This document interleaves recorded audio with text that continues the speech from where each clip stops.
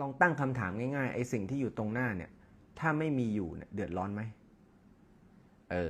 เพราะฉะนั้นถ้าไม่มีมันแล้วมันเดือดร้อนมันก็แสดงว่าคู่ควรกับการขอบคุณสิงั้นก็ขอบคุณแก้วน้ำขอบคุณไฟฟ้าขอบคุณทุกอย่างขอบคุณอินเทอร์เน็ตที่ทำให้ได้มาไลฟ์พูดขอบคุณทุกอย่างขอบคุณอันนี้เป็นเรื่องของจิตสำนึกมันจะทำให้เราอยู่ร่วมกันในสังคมอย่างดีเยี่ยมเราจะทำอะไรเราจะไม่ได้คิดถึงแค่เห็นแก่ตัวละเราจะเริ่มมองกว้างว่ายกตัวอย่างเช่นการจอดรถอย่างเงี้ยเราจอดเอียงแบบนี้เนี่ย